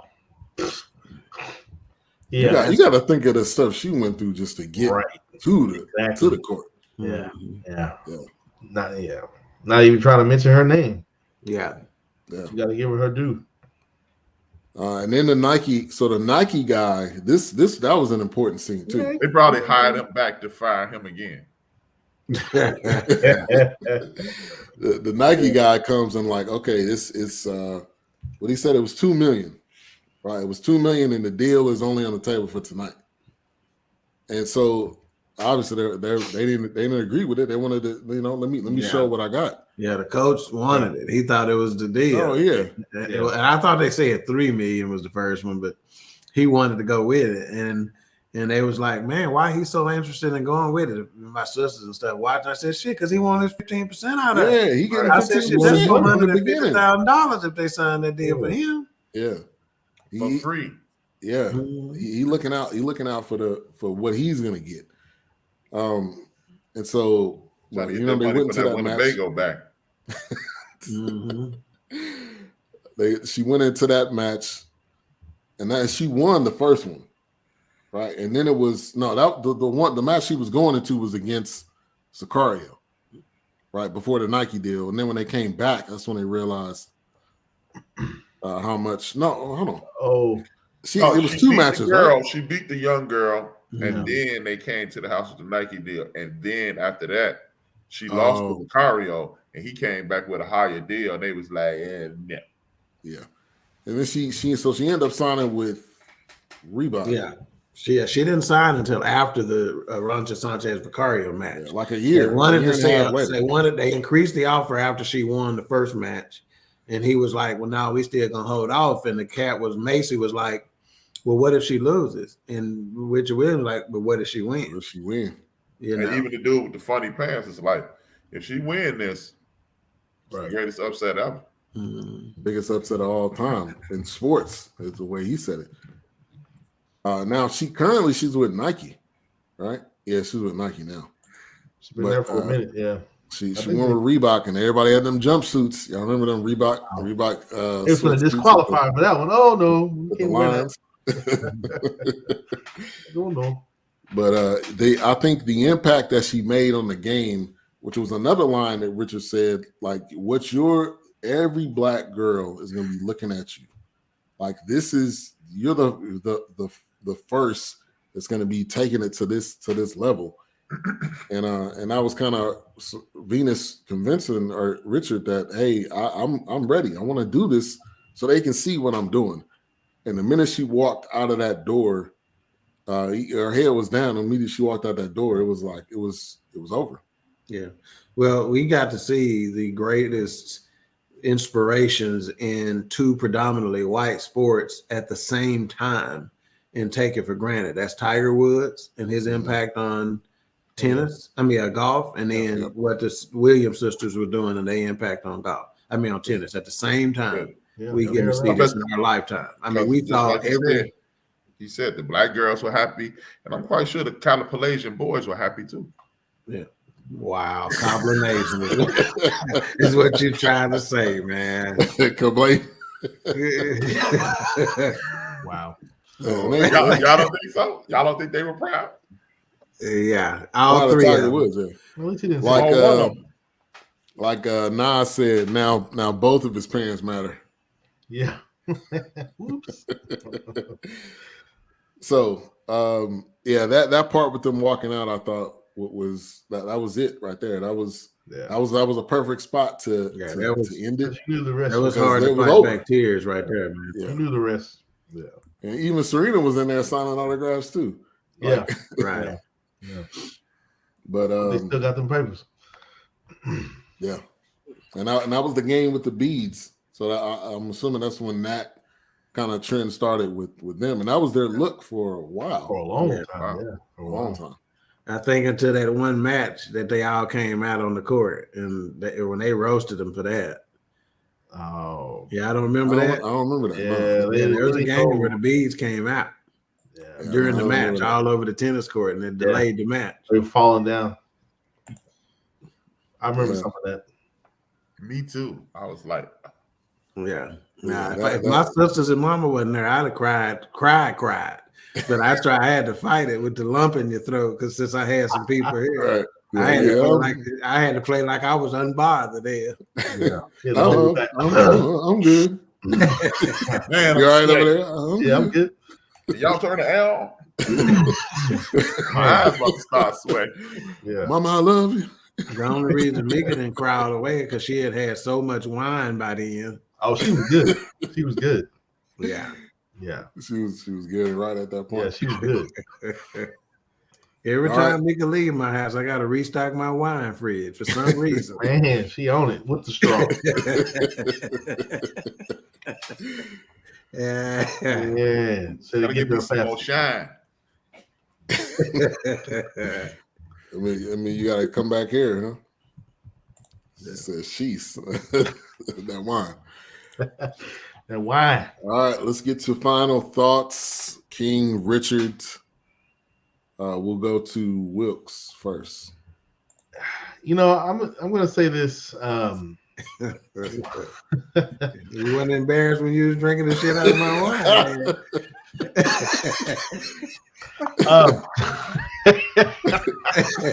Oh my gosh.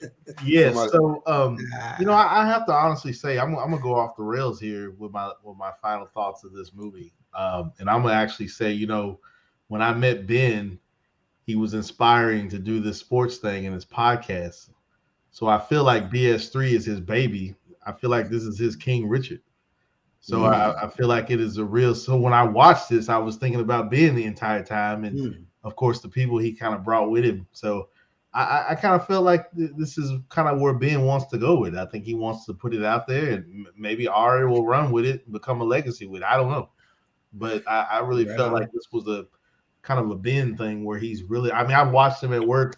I mean, he's got shows going on. He's going to lunch, and he's really on top of this thing. And I remember that he's trying to put it out there. So I really think it was a kind of a King Richard BS3 kind of parallel for me. Seeing Ben trying to push that product and get it out there. So that's how I felt about it. Man, I appreciate that. I'm about to go to that Just Joe comment. Somebody cutting onions in there. Yeah, I appreciate that, man. I just wasn't gonna say nothing because I ain't know if nobody on this job was listening. They knew. hey, Wilkes and HR will tell you if it, at 12 o'clock. Oh, I was going into the break room doing a show for like 45 minutes, and then I would come out of there and go to work. Yeah. And even I did some videos. I mean, it was like, hey, if they're okay, right? I already talked about it. If they're all right with it, I'm gonna run with it. So that's how I felt watching this. I just thought about BS3. I thought about being in his product. Just trying to get it out there and get it off the ground. And now it's on Roku TV, and so it's a big deal. Appreciate that plug. Me and my daughter Ari will be doing a review of Encanto this weekend on Saturday, so she's excited about that. But that's she's been bugging me, to Wilkes's point. She'll be like, when are we gonna do a show? Yeah, now she's pushing you, pushing me. Yeah. Appreciate that. All right, H-Rock. I mean, I think it was an excellent movie, excellent script, great people in it. Got a crush on Angelou Ellis. Shameless plug. But yeah, man, it was dope. It's a dope movie. Let's get to this comment. One of the biggest criticism of the movie is that they should have played the story a little longer. We should have seen Venus achieve her dream of winning Wimbledon. I disagree. I think that was the point of it was to show us what we didn't know, not what we knew. Right, exactly. We know what happened when they took off. We know that already. It's kind of like the rest is history situation. Right. You already know that part. Yeah, I kind of like Raider Kev. Oh, that's why y'all disagreeing with Lady Kev. I just realized this. We disagree vehemently with him. Oh man! Oh, I forgot about. Yeah, you can say the sky's blue right now. We like, I disagree. It's kind of off grade, right? If you're honest, it's kind of brown sometimes. Yeah. Oh man! All right, Doc. Yeah, for me, man, I think the entire film is inspirational. I think it's inspirational for parents. I think it's inspirational for young athletes, regardless of the sport. I'm glad they did the film. I'm glad that Venus and Serena signed off on it. I'm glad that you had such big names as Will Smith in it. Oh yeah, definitely. So that's the one word I'd walk away from it with, saying inspirational. It doesn't matter who you are, and they showed if you put in the work. Right. If you put in the work, and there are reports that some days, some off days where they're not in school, that them girls will start practicing at 6 a.m. and they work to sundown. And I got news for you. I could be wrong, but I've never heard Venus and Serena say anything bad about their daddy. Now, a lot of other people don't say it bad stuff, saying he got 18, 19, 20 kids. And all this other stuff, but I hadn't heard them say anything bad about him. Right. And like I said, it still illustrates that if you put in the work, the results are there. That's where I went wrong. Earl Woods got about 75 kids. There you go. We should have Williams' daddy.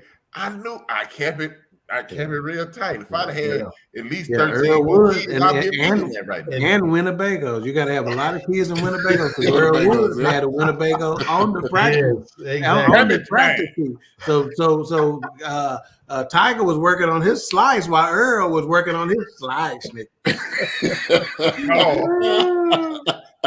Working on getting him a slice. Damn, this the one time my mama was wrong. That's man. That's it. Driver, baby. Oh, sorry. Yeah, for me, I think out of a lot of the movies we reviewed, this is one of those where I was really looking forward to because I didn't know this story. Like it's a lot of stuff we if it's fictional, we kind of get our idea of what the plot's gonna be. Mm-hmm. You know, I didn't really know what this was gonna be about. I heard some of their dad, but I didn't really know a lot of it. So to see and learn the things, man, I thought it was well done. Anything Will Smith is in, I'm gonna watch at least one time. I'm probably gonna go back and watch this one again because of some of the stuff we talked about that to point out. But yeah, this was I think this was a classic, and Venus and Serena would be proud to have produced this and have been involved. Mm-hmm. And Will Smith's company was Overbrook. They produced it, the movie. So I mean, it was. I thought it was great. Warner Brothers and Warner Media was involved. So you know, $50 million budget. You know, I need to go back and see what Doc was talking about. I didn't watch those little 2-minute clips. They are well worth it. We sat and watched about 4 or 5 of them after the movie. So because I didn't want it to end. I wanted wanted more content. You know. Yeah. And it showed a couple of their interviews, and you talking about that at the end of the Yeah. If you want to get a real kick out of this, look up that interview when he checked the old boy about asking Venus those questions. Yeah. They took it light on him in that interview. In the movie. In the movie, yeah. Wow. Yeah. Only thing he did do was grab Buddy like this. Right. And they were kids too. They were kids. It wasn't like they were 20 years old. They were kids. Right. So that's another thing I respected is he wasn't I'm just gonna stand over here and kind of whatever happened, let it happen. They need to learn. He was involved. He was actively involved. And that goes to the myth that Black fathers aren't involved. Right. False. According to a Harvard study, we're 60% more involved. He was all the way involved. Definitely. And then one thing we kind of forgot to mention is that meeting at the table that they had with I don't know who these guys were. I'm assuming they were tennis promoters or something. And they were like, well, their background. He started using those words. Yeah. He was like, so we Black, yeah. It was like, well, I don't want to mean it like that. I mean, you don't really have the experience and stuff like that. So he squashed that. I think that's what caused him and the Pete Sampras coach to break up was that meeting. And he was like, nah, we're not just gonna do something just because you think it's a good idea. You want to keep putting limits on me. Yeah, and the mom was like, now you disrespected me now. Don't have me put these paws on me. Right. I don't do that again. But you need that woman. You need that woman because if she was not there, they had another heart-to-heart conversation. If she was not there, then they probably still would have made it, but he wouldn't have really considered what was best for them, from the girls. What I really appreciated about the conversations him and the mother had is when she said, you just afraid that they're going to think you another dumb N-word. Right. Yeah, that hit home with him, didn't it? Oh, yeah. No, she got real with him. And then she followed it up by saying, I've never thought that about you. Right. Yeah. Yeah, that's what Maxwell was talking about, that a woman's work. That's what Maxwell was talking about.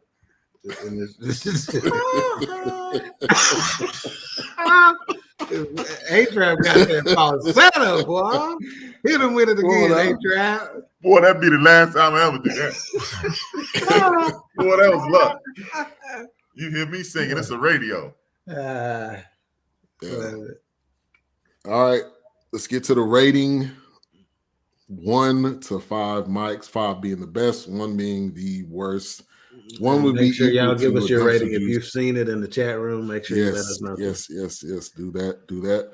All right, we're gonna go to A-Trap first. Good.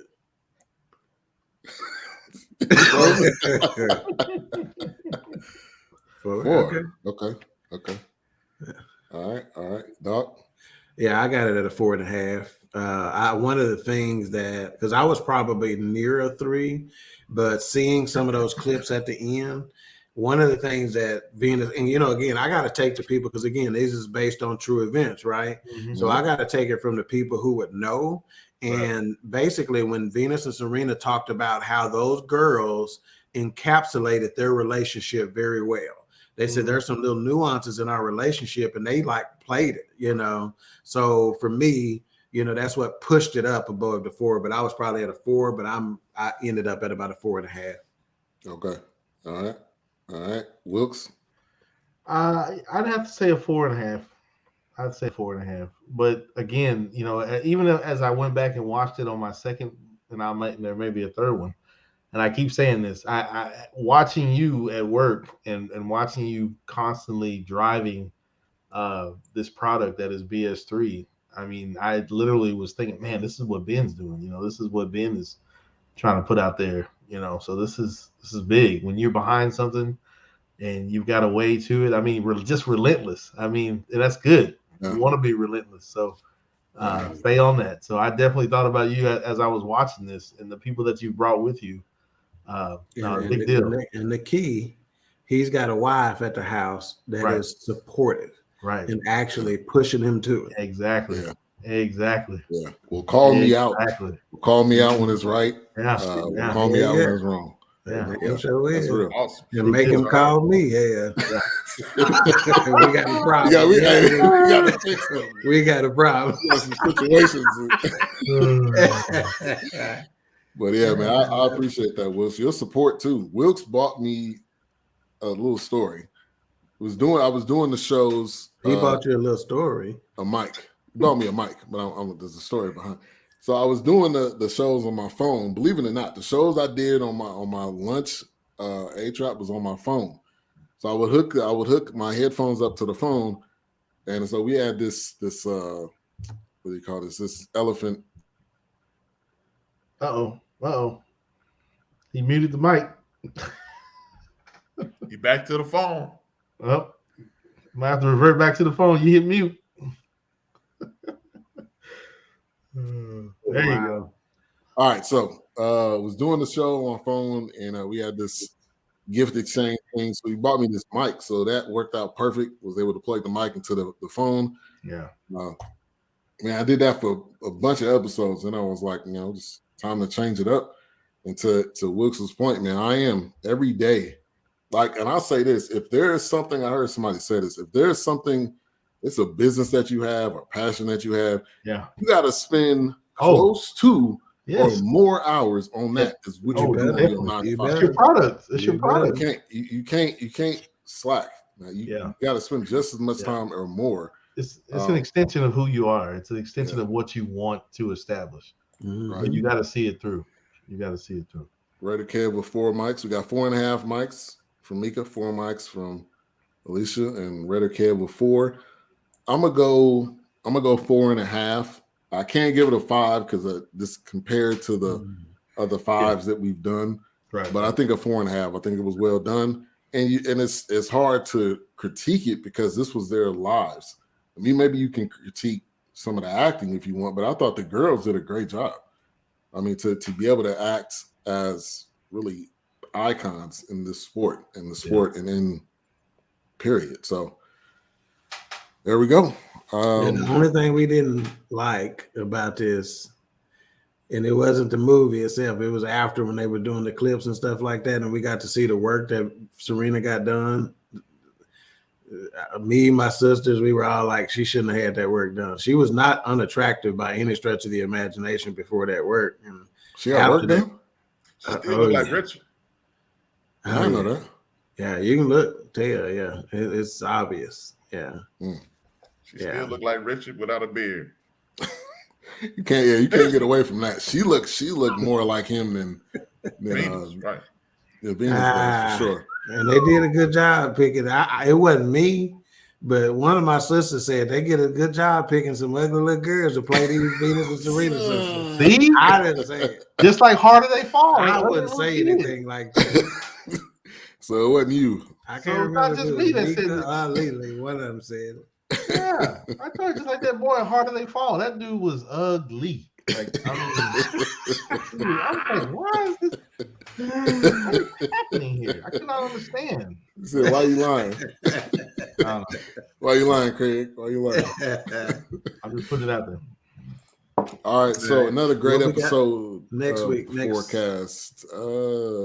I think we could do a comedy, right? I thought we had it set. We didn't have it. Oh, we mentioned was it Delusional or Delirious? You mean Delusional? Delirious. I think we was gonna do a throwback. Delusional. It must have been a self-description. Well, you gotta understand. Yeah, he's drinking craft beer and a Moscow Mule at the same time. So I'm gonna give him a little bit. Give him a heart. Put your pinky down, A-Trap. I told you. I got the pinky over again. Yeah. So we were one of the viewers suggested we do an old comedy special, and we do. Oh, did we say CB4? New one. No, man. Booty. We don't know CB4. We can do Eddie Murphy. CB4.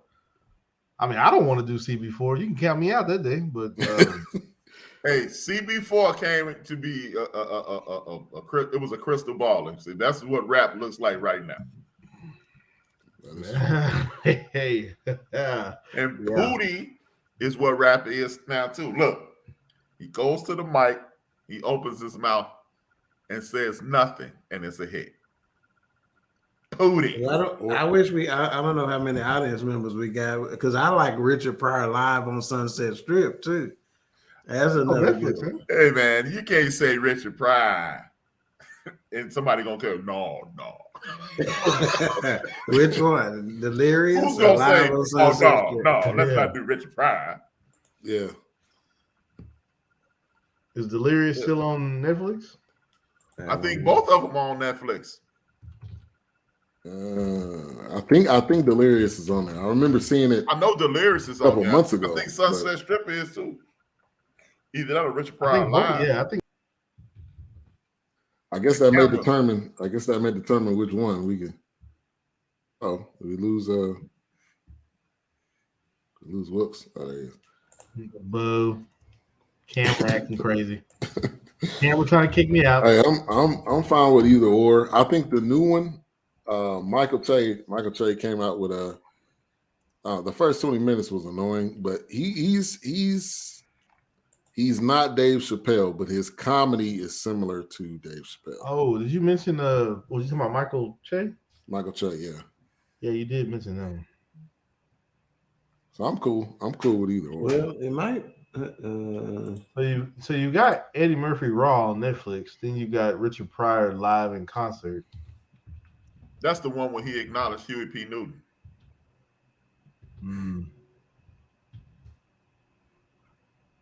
Eddie Murphy Raw is on there. Is on Netflix. It says Delirious is on Netflix. Oh, okay. All right. Yeah, Richard Pryor live in concert. But I don't. Is that the Sunset Strip one? No, that's the one where he had that red shirt on and the glitter pants or glitter shoes or something. All right, we'll just do Delirious. Best of both worlds. Do Harlem Nights. That's not a bad idea. Don't put your toe out there. Put it out there. All right, we'll kick it to you, H-Rap. Tomorrow's gonna be pretty interesting. Talk about this the impact of this judgment in Wisconsin, the impact of the judgment in Georgia, and things to go along with it. That was something that I really want to touch on. One second, let me open up my phone.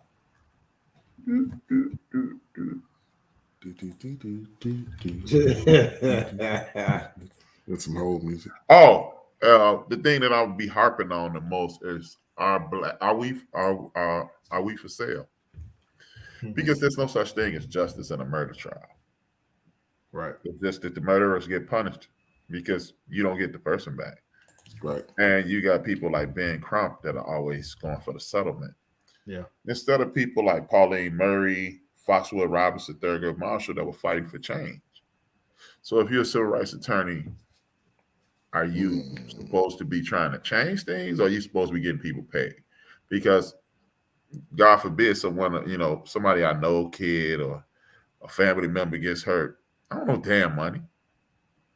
Yeah. And that's what, and at this point we continue to sell our soul to the devil. And that's why they, that I feel these rogue cops and these vigilantes feel that they can hurt you when they want to, because then you get the money and then you just gracefully bow out. That's a great topic. That's a great point. Benjamin Crump and actually Lee Merritt. I went to Morehouse with him. Lee Merritt is Mika knows Lee Merritt. Yeah. And then it's another thing I want to talk about is the country is eroding around us. You got a water crisis that nobody speaks about in Jersey. You got the which is actually second to that one. Then the one that gets depressed in Flint, Detroit, Michigan, and then the one that nobody's talking about in Jackson, Mississippi. And they just threw $459 million at it, but that's for the entire state. Right. And Jackson has a storied history in our community. It is known as revolutionary, the most revolutionary town in America. And they have a horrible grid, and like, what's going on? Really? You got this money for these boats and guns and this madness. Why can't people live in peace and eat? They have money for what they wanted for. Indeed. So I'll be talking about those things. And then I got to do a shameless plug. WHRAP-B Radio. For now, it's on Saturday. I'm filling in for Big Illinois. But eventually I'll be moving to Friday. Once he get off parole, drug test. You gotta check in. Get the ankle monitor off. Yeah. Right, once he get all that out, wow. I'm filling in for Illinois.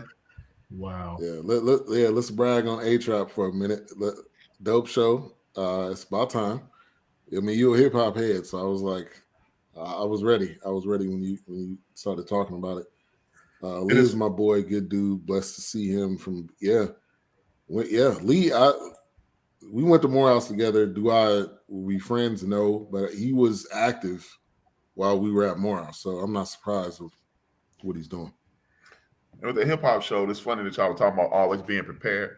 I already have the list prepared for this Saturday, and I'm half done with the week after. That's it. The goal. Preparation is key. I've been talking to all my hip hop heads, both MCs, DJs. I'm start interviewing them on the show, as well as my goal is to never play an artist more than once in a month. So that's a good goal to have. Not the same song, the same artist. The same artist. Because there's some artists that got a lot of hits. Right. So but I don't, I'm a hip hop head. I'm a b-boy. I used to break dance. I used to DJ. I used to tag. I was a vagrant. I got pop service for letting people know my name. But yeah, man, it's a fight in the community at this point. People always say, "Ain't no good music." So I'm part of this group on Twitter. Salute to them because they watch the show as well. Frank, he be on there all the time. They've been supporting me for 5 years, and we gonna do this hip hop thing. And like I said, I hit up a bunch of my guys, MCs, producers. They gonna send me their music. I even got a sponsor. Nice. Listen, you hear Style Guys. That's a real sponsor. Nice. And I'm waiting on Two Wise to hit me up. So I'm gonna try to do it. And my goal is to get as many listeners as possible. I mean, I'm getting a large amount of listeners, and then hopefully we can get those people. Let's just say Dog put out an album.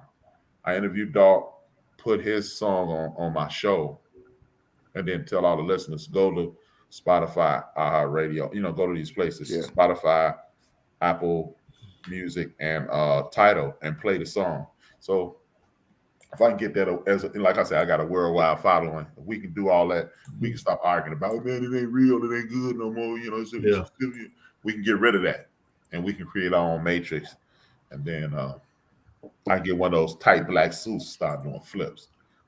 But that's in the future. Hey, Big Illinois said, play my demo. Big Illinois, me and Big Illinois started built for this network, and as a matter of fact, that's coming up too. December 13th. It's my 6-year anniversary.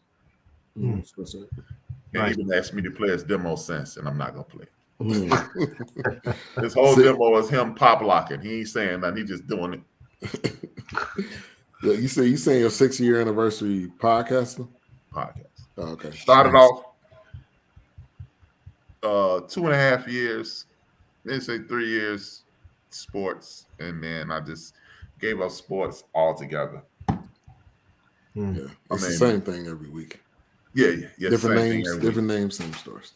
Yeah, and then be honest with you, my dad, my mom, they both transitioned, but they were active. They were very active in the community before I got here. So yeah, they tapped me on the shoulder, say,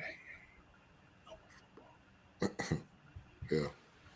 I ain't know that they meant don't watch it, but I don't watch it. But it was good to see Ohio State curb stomp. Get curb stomp. I mentioned. Finally. All right, Doc. What's coming up tomorrow?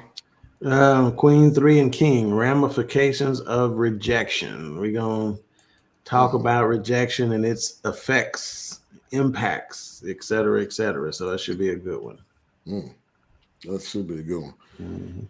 All right. So coming up tomorrow, we got Queen 3 and King on BS3 TV. Coming up on Wednesday, we'll have Life Happens. They're talking about the power of confessions / affirmations. They've been dropping some gems. We also got Cigar Chronicles. They'll be coming up on Wednesday as well. So we got a great slate of shows coming Prime up. time, baby. Prime time. Wednesday, man. And you can't make this up. Hey, that show that we talking about, I'm sure Ahmaud Arbery and a lot of dumb stuff, stupid games, get stupid prizes. They'll be touching on that on Wednesday. True. All right. Well, A-Trap, close us out. As usual, man, I want to thank everybody for tuning in. It's always a blast. We're going to have a good time, if nothing else. Thank you guys for the support. See you in 166 hours. That's 1 week from today. You already know. I've changed my closeout. So I always use Reggie O'Shea because he helped me. He helped me get up off the couch. So I always say, dream your dreams and man up and woman up and live those dreams, because life without dreams flows in black and white, and life with dreams flows in technicolor surround sound. And I want everybody in the world to do something good before something bad happens to you. Peace. Thank you.